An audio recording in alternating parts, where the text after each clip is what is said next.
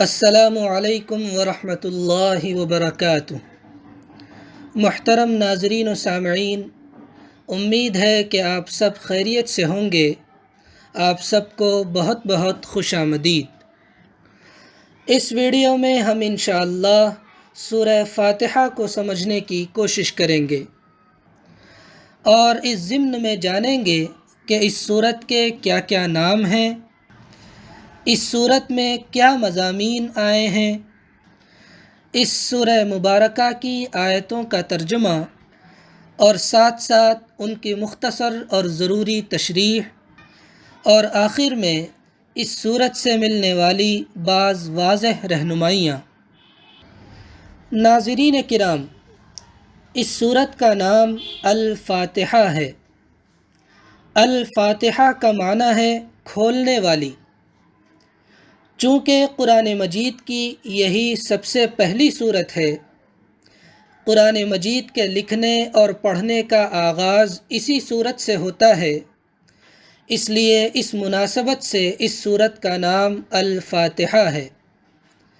اس کے علاوہ اس سورت کے کچھ اور بھی نام ہیں، جیسے ام الکتاب، ام القرآن اور السبع المثانی وغیرہ۔ اس سورت میں بنیادی طور پر 3 مضامین آئے ہیں۔ نمبر 1، اللہ تعالیٰ کی تمام جہانوں کے لیے ربوبیت کا ذکر کر کے، اس کی زبردست بے پایہ رحمت کا ذکر کر کے، اور قیامت کے دن اس کے حقیقی با اختیار اور تنہا مالک کل ہونے کا ذکر کر کے اس کی حمد و ثنا اور تعریف۔ نمبر 2، تنہا اللہ کی بندگی کا اعتراف و اقرار اور تنہا اسی سے مدد اور نصرت کی درخواست اور التجا۔ اور نمبر 3، جن اچھے انسانوں سے اللہ ناراض نہیں ہے بلکہ وہ اس کے انعام یافتہ ہیں، جو غلط راستوں پر بھٹکنے والے نہیں ہیں بلکہ سیدھے راستے پر چلنے والے ہیں، ایسے اچھے انسانوں کے سیدھے راستے کی ہدایت کی اللہ سے درخواست اور التجا۔ اب سورہ فاتحہ کی آیتوں کا ترجمہ پیش کیا جا رہا ہے۔ اعوذ باللہ من الشیطان الرجیم، بسم اللہ الرحمن الرحیم، الحمد للہ رب العالمین۔ تمام تعریف اللہ کے لیے ہے جو تمام جہانوں کا رب ہے۔ الرحمن الرحیم، جو بے حد مہربان نہایت رحم والا ہے۔ مالک یوم الدین، جو بدلے کے دن کا مالک ہے۔ ایاک نعبد و ایاک نستعین، اے رب ہم صرف تیری ہی بندگی کرتے ہیں اور صرف تجھ سے ہی مدد مانگتے ہیں۔ اہدنا الصراط المستقیم، ہمیں سیدھے راستے کی ہدایت فرما۔ صراط الذین انعمت علیہم غیر المغضوب علیہم ولا الضالین، ان لوگوں کے راستے کی جن پر تو نے انعام فرمایا، جو نہ مورد غضب ہیں اور نہ راہ بھٹکے ہوئے۔ آمین۔ اب سورہ فاتحہ کی مختصر تشریح بھی پیش کی جا رہی ہے۔ سامعین کرام، تسمیہ یعنی بسم اللہ الرحمن الرحیم کے بارے میں ہم نے کچھ باتیں اس سے پہلے تعوذ اور تسمیہ والے ویڈیو میں بھی جانی تھیں۔ اس موقع پر تسمیہ کے بارے میں کچھ اور باتیں بھی عرض کی جا رہی ہیں۔ بسم اللہ الرحمن الرحیم کے شروع میں جو با ہے، اس کا مطلب یہ ہے کہ میں اللہ کا نام لے کر اس سے مدد مانگتے ہوئے قرآن پڑھنا شروع کرتا ہوں۔ قرآن کا آغاز بسم اللہ الرحمن الرحیم سے ہونے میں یہ رہنمائی بھی ہے کہ ہمیں بھی اپنی گفتگوؤں اور کاموں کا آغاز اللہ کا نام لے کر اس سے مدد اور توفیق مانگتے ہوئے کرنا چاہیے۔ لفظ اللہ یہ اس پروردگار عالم کا سب سے خاص نام ہے جو اس پوری کائنات کا تنہا، سچا اور حقیقی معبود ہے۔ یہ نام کسی اور کا نہیں رکھا جا سکتا۔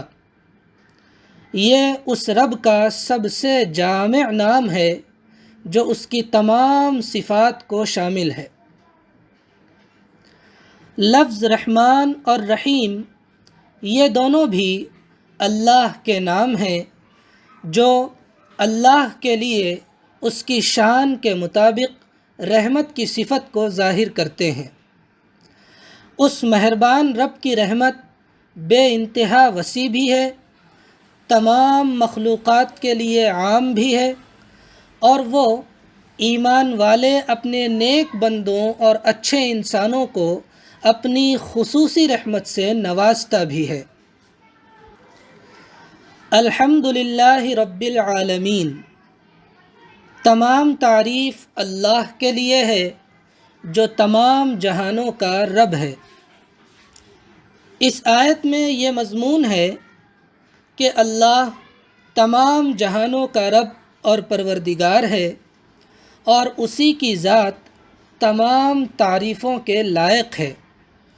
وہ تمام خوبیوں اور کمالات کا سرچشمہ ہے۔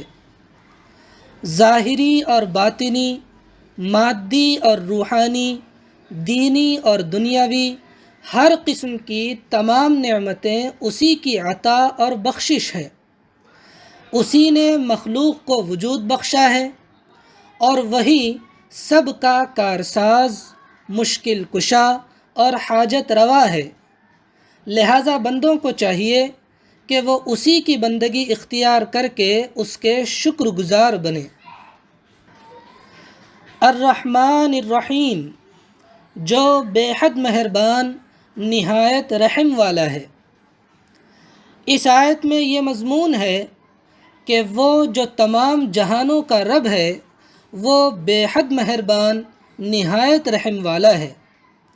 ساری مخلوق اس کی رحمت سے فیض یاب ہے، اور جو لوگ اس کی سچی بندگی اختیار کر کے اچھے انسان بن جائیں ان پر تو وہ خاص طور پر مہربان ہے۔ مالک یوم الدین، جو بدلے کے دن کا مالک ہے۔ اس آیت میں یہ مضمون ہے کہ وہ رب العالمین بدلے کے دن کا مالک بھی ہے۔ اس رب کے علم میں اس دنیا کے اختتام کا ایک وقت طے ہے۔ جب وہ وقت آئے گا تو وہ اس دنیا کی بساط لپیٹ دے گا اور بندوں نے اپنی اس دنیا کی زندگی جس طرح اچھی یا بری گزاری ہوگی وہ اس کے مطابق جنت اور وہاں کی دائمی نعمتوں یا دوزخ اور وہاں کی تکلیفوں کی شکل میں ان کو اچھا یا برا بدلہ دے گا۔ اس دن ہر ایک کو اپنے کیے کا پورا پورا بدلہ ملے گا، نہ کسی کا حق مارا جائے گا اور نہ کسی پر ظلم ہوگا۔ فیصلے اور بدلے کا وہ دن قیامت کا دن ہے۔ قیامت کے دن تمام فیصلوں کا کلی اختیار صرف اس پروردگار کے پاس ہوگا۔ اس کے سوا کسی کو مجازی طور پر بھی کوئی اختیار نہیں ہوگا۔ نماز کی ہر رکعت میں سورہ فاتحہ پڑھتے ہوئے جب یہ آیت پڑھی جائے تو بندہ مومن کو چاہیے کہ وہ اپنے دل میں قیامت کی یاد تازہ کرے اور اپنے آپ کو اچھے کاموں کے کرنے اور خراب کاموں سے بچنے کے لیے آمادہ کرے، تاکہ قیامت کے دن اس کو اپنی زندگی بھر کی سرگرمیوں کا اچھا بدلہ ملے، جنت اور وہاں کی دائمی نعمتوں اور راحتوں میں رہنے کا اس کے لیے فیصلہ ہو۔ ایاک نعبد و ایاک نستعین، اے رب ہم صرف تیری ہی بندگی کرتے ہیں اور صرف تجھ سے ہی مدد مانگتے ہیں۔ اس آیت میں یہ مضمون ہے کہ اے اللہ، اے تمام جہانوں کے رب، اے بہت مہربان آقا، اے قیامت کے دن کے مالک اور مختار کل، آپ ہی معبود برحق اور پرستش اور بندگی کے لائق ہیں۔ آپ کے سوا نہ کوئی رب ہے اور نہ بندگی کے لائق ہے، لہذا ہم صرف آپ ہی کی بندگی اور فرمانبرداری کرتے ہیں۔ اور اسی طرح اے اللہ، آپ ہی تمام جہانوں کے رب ہیں، سب کی تمام ضرورتیں آپ ہی پوری کر سکتے ہیں اور سب کی مشکلات آپ ہی آسان کر سکتے ہیں۔ سب کچھ آپ ہی کے قبضۂ قدرت میں اور آپ ہی کے ارادے اور مشیت کے تحت ہے، اس لیے ہم اپنی ہر ضرورت اور اپنی ہر مشکل میں مدد بھی صرف آپ سے ہی مانگتے ہیں۔ سامعین کرام، بندگی کے اظہار اور مدد مانگنے کی جتنی شکلیں ہو سکتی ہیں، وہ سب صرف اس ایک رب العالمین کے لیے اختیار کی جانی چاہیے۔ بندگی اور مدد مانگنے کا تعلق اس ایک رب العالمین کے سوا کسی اور سے نہیں قائم کیا جا سکتا۔ نیز جب ہم اس رب کے بندے ہیں اور ہمیں صرف اسی کی بندگی کرنی ہے، تو پھر اپنے کسی بھی اچھے کام کو شہرت اور ناموری کے لیے اور دکھاوے کے لیے کرنے کا کوئی مطلب نہیں بنتا۔ ہمیں تو ہر اچھا کام اس رب کی رضا کے حصول کے لیے ہی کرنا چاہیے۔ ایسے ہی جب ہم اپنے ہر معاملے میں اس رب کی مدد اور نصرت اور توفیق کے محتاج ہیں، تو پھر اپنے کو حاصل کسی نعمت، خوبی یا کامیابی پر اترانا اور فخر کرنا بھی بیجا اور غلط ہے۔ ہمیں تو اس کی مدد اور عطا و نوازش پر اس کی تعریف کرنی چاہیے، اس کا شکر گزار ہونا چاہیے اور خود متواضع رہنا چاہیے۔ اہدنا الصراط المستقیم، ہمیں سیدھے راستے کی ہدایت فرما۔ اس آیت میں یہ مضمون ہے کہ اے ہمارے رب، اس دنیا میں جینے کے بہت سے طریقے ہیں جو لوگوں نے اپنی اپنی سمجھ سے اختیار کر رکھے ہیں۔ ہمیں نہیں معلوم کہ کون سا طریقہ زندگی صحیح اور درست ہے، معتدل اور مکمل ہے، انسانوں کی فطرت سلیمہ کے مطابق ہے، عقل اور عدل کے تقاضوں پر کھرا اترتا ہے، کیونکہ ہمارا علم ناقص ہے، ہماری فہم ادھوری ہے، ہماری عقل غلطیاں کرتی ہے، ہمارے تجربات ناکافی ہیں اور ہمارے فیصلوں میں ہماری نفسانیت کے اثرات بھی ہوتے ہیں۔ لیکن اے اللہ، آپ ان تمام کمیوں، کمزوریوں اور عیبوں سے پاک اور بالا تر ہیں۔ آپ کا علم اور آپ کی حکمت کامل، محیط اور مطلق ہے۔ آپ ہی نے یہ کائنات اور دنیا بنائی ہے، آپ ہی اس کا سارا نظام چلا رہے ہیں۔ ہر چیز کا نفع اور نقصان آپ پر پوری طرح واضح ہے۔ ہم کو بھی آپ نے ہی پیدا کیا ہے، ہماری ہر طرح کی ضرورت سے آپ خوب واقف ہیں، اور ہمارے لیے کیا بہتر اور مفید ہے اور کیا برا اور نقصان دہ ہے، آپ کو مکمل طور پر معلوم ہے۔ اس لیے اے ہمارے رب، آپ ہمیں سیدھے راستے کی اور درست اور معتدل طریقۂ زندگی کی ہدایت اور رہنمائی کیجیے، ہم کو اسی پر چلائیے، اسی پر آگے بڑھائیے اور اسی پر گامزن رکھیے۔ صراط الذین انعمت علیہم غیر المغضوب علیہم ولا الضالین، ان لوگوں کے راستے کی جن پر تو نے انعام فرمایا، جو نہ مورد غضب ہیں اور نہ راہ بھٹکے ہوئے۔ اس آیت میں یہ مضمون ہے کہ سیدھا راستہ اور صحیح طرز زندگی وہ ہے جو خدا کے انعام یافتہ اچھے انسانوں کا راستہ ہے، جو سچائیوں کو پہچان کر ان کو اخلاص کے ساتھ رضائے الہی کے حصول کے لیے کھلے دل سے تسلیم کرتے ہیں، اپناتے ہیں اور ان کے تقاضوں کے مطابق اپنی انفرادی اور اجتماعی زندگیوں کو ڈھالتے ہیں، چاہے اس سے ان کے مفادات متاثر ہوتے ہوں، ان کی سیادت اور بالادستی ختم ہوتی ہو اور انہیں اپنی سیادت چھوڑ کر کسی کا متبع بننا پڑتا ہو، وہ سچائیوں کو پہچاننے کے بعد بگڑے ہوئے یہودیوں کی طرح تعصب یا حسد کے تحت یا اپنے اغراض اور مفادات کو متاثر ہوتا دیکھ کر ان کو قبول کرنے اور ماننے سے ابا اور انکار نہیں کرتے اور رب العالمین کی ناراضگی مول نہیں لیتے۔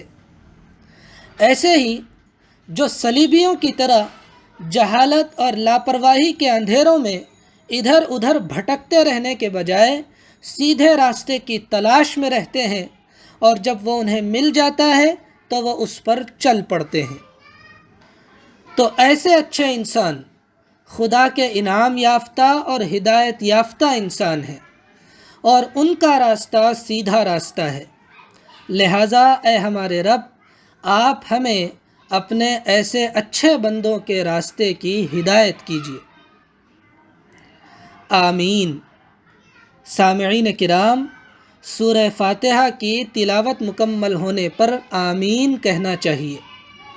آمین کا مطلب یہ ہوتا ہے کہ اے ہمارے رب، ہم نے آپ سے یہ جو درخواست اور التجا کی ہے آپ اس کو قبول فرمائیے۔ اور آمین کے بارے میں یہ بات بھی یاد رکھنی چاہیے کہ یہ سورہ فاتحہ کی آیت نہیں ہے، یہ ایک مستقل دعائیہ کلمہ ہے۔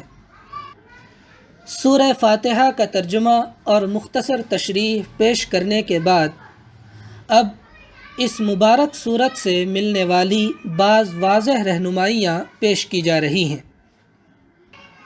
سامعین کرام، اس سورت میں جس انداز سے ہدایت مانگی گئی ہے اس انداز سے ہمیں اس مہربان رب سے اپنی دعائیں مانگنے کا بہترین سلیقہ سیکھنے کو مل رہا ہے۔ وہ یہ کہ اس رب کے سامنے اپنا مدعا اور سوال پیش کرنے اور اس سے کچھ مانگنے سے پہلے اس کی حمد و ثنا اور تعریف کرنی چاہیے اور اپنی بندگی اور محتاجی کا اظہار کرنا چاہیے۔ جب خود خدا کے کلام سے یہ سلیقہ معلوم ہو رہا ہے تو یقیناً اس سلیقے کو اختیار کر کے اگر مانگا جائے تو اس رب کے دربار میں دعا کی قبولیت کے امکانات بڑھ جائیں گے۔ اس صورت میں بندوں سے یہ بات کہلوائی گئی ہے کہ ہماری بندگی صرف رب العالمین کے لیے ہے اور ہماری نصرت طلبی بھی صرف اسی سے ہے۔ اس کا مطلب یہ ہوا کہ یہی ہماری انفرادی اور اجتماعی زندگی کی اساس اور بنیاد ہونی چاہیے اور اسی پر ہماری زندگیاں تعمیر ہونی چاہیے۔ نیز عبادت اور پرستش کا یہ رشتہ صرف اللہ رب العالمین کے ساتھ ہونا چاہیے، نہ مظاہر قدرت کے ساتھ، نہ روحانی ہستیوں کے ساتھ، نہ نیک انسانوں کے ساتھ، نہ اپنے نفس کے ساتھ، نہ مال کے ساتھ، نہ عقل کے ساتھ، نہ وطن کے ساتھ، نہ نسل اور خاندان اور برادری کے ساتھ، کیونکہ ان میں سے کوئی چیز بھی عبادت اور پرستش کے لائق نہیں ہے۔ مظاہر قدرت ہماری خدمت کے لیے ہیں، روحانی ہستیاں اور نیک لوگ عزت کے قابل اور احترام کے مستحق ہیں، نفس مادی زندگی کی بقا اور ارتقاء کے لیے مددگار اور خدمت گزار ہے، مال ضروریات زندگی کو پورا کرنے کا ایک ذریعہ ہے، عقل نفع اور نقصان سمجھنے اور صحیح اور غلط اور مناسب اور نامناسب کی پہچان کرنے کا آلہ ہے، وطن سے طبعی لگاؤ ہوتا ہے اور نسل اور خاندان کی طرح وہ بھی آپسی جان پہچان کا ایک ذریعہ ہے۔ غرض یہ کہ اس قسم کی چیزوں میں سے کوئی بھی چیز پرستش اور بندگی کے لائق نہیں ہے۔ ہمیں ان چیزوں سے فائدہ تو اٹھانا چاہیے، لیکن ان کو اپنا خدا نہیں بنا لینا چاہیے۔ اس صورت میں یہ بھی بتا دیا گیا ہے کہ جو لوگ اپنی زندگی اور مقصد زندگی کے حوالے سے سنجیدہ ہوتے ہیں، لاپرواہ رہنے کے بجائے سچائی کے راستے کی تلاش اور جستجو میں رہتے ہیں، اور جب ان کے سامنے سچائی کا راستہ مضبوط دلیلوں کے ساتھ روشن ہو جائے تو وہ اس کو اپنے اغراض اور مفادات سے اوپر اٹھ کر قبول کر لیتے ہیں۔ حسد، گھمنڈ یا تعصب وغیرہ کے زیر اثر اس سے منہ نہیں موڑتے۔ وہی اصل میں خدا کی طرف سے انعام اور ہدایت کے مستحق ہوتے ہیں۔ چنانچہ پیغمبر اور پیغمبروں کی سچی پیروی کرنے والے ایسے ہی ہوتے ہیں۔ ہمیں بھی ایسا ہی ہونا چاہیے، بے فکری، بے عملی اور بد عملی سے دور۔ اللہ ہمیں نفع بخش علم، صحیح سمجھ اور نیک عمل کی توفیق عطا فرمائے، آمین۔ والسلام علیکم ورحمۃ اللہ وبرکاتہ۔